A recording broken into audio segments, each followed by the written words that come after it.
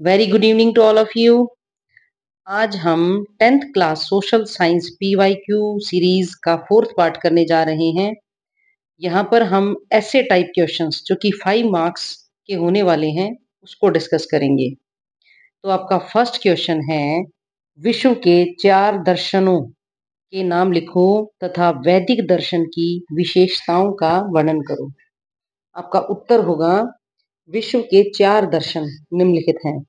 Number 1 वैदिक दर्शन, number 2 Jain दर्शन, number 3 बौद्ध दर्शन, number 4 Parsi दर्शन।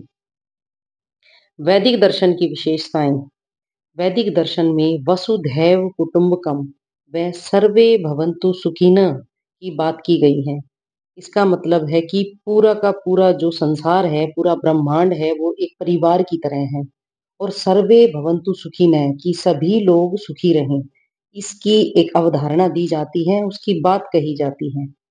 इससे व्यक्ति समस्त पृथ्वी को अपना परिवार समझने लगता है।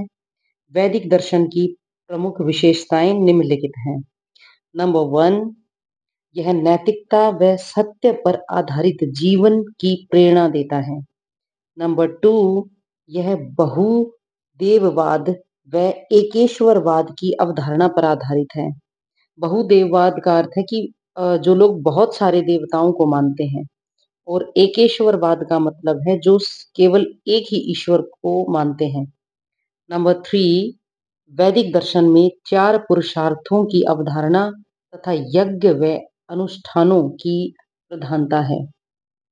नंबर 4, इसमें भौतिक जीवन के प्रति उदासीनता तथा कर्म के आधार पर पूर्व जन्म के सिद्धांत की मान्यता है। नंबर 5, वैदिक दर्शन के अनुसार मनुष्य जीवन का अंतिम लक्ष्य मोक्ष की प्राप्ति है।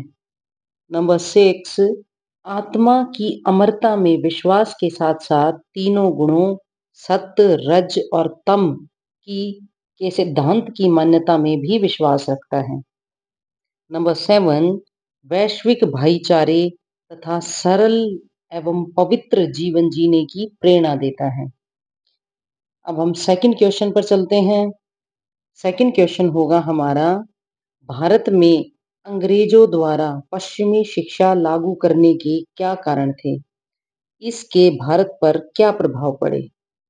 आपका उत्तर है नंबर 1, अंग्रेजों ने भारत में 1835 ईस्वी में पाश्चात्य शिक्षा प्रणाली लागू की, जिससे अंग्रेजी को शिक्षा का माध्यम माना गया।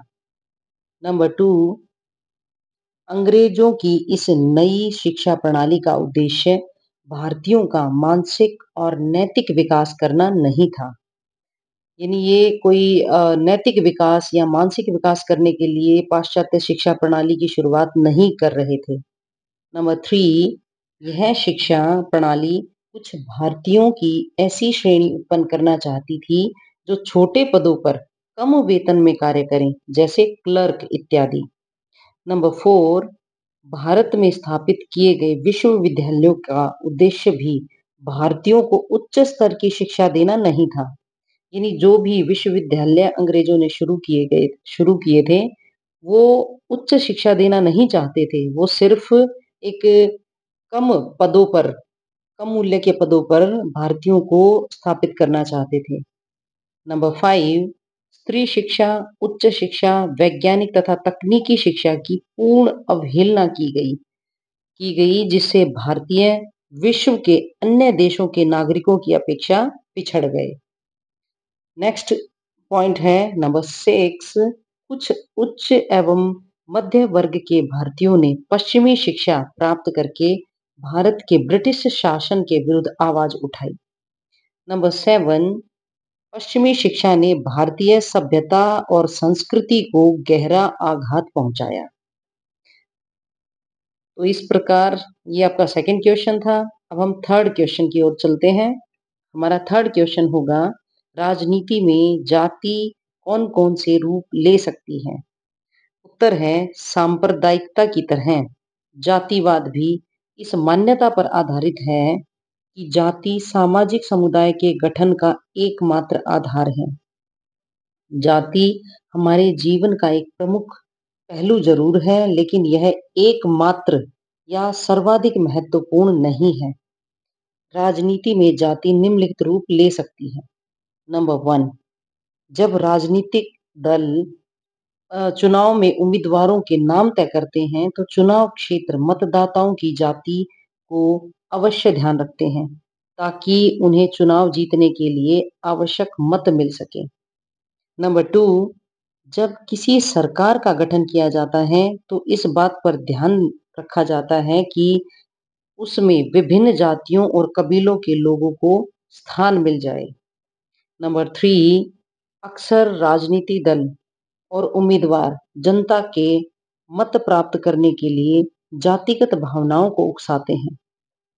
नंबर 4, कुछ राजनीति दल स्वयं को किसी विशेष जाति का प्रतिनिधि के रूप में स्थापित करने का प्रयास करते हैं।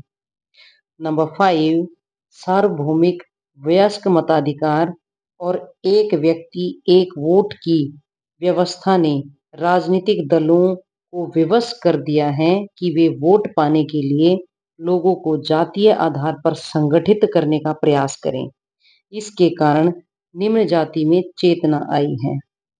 तो आज इतना ही, बाकी नेक्स्ट पार्ट नेक्स्ट वीडियो में डिस्कस करते हैं। धन्यवाद।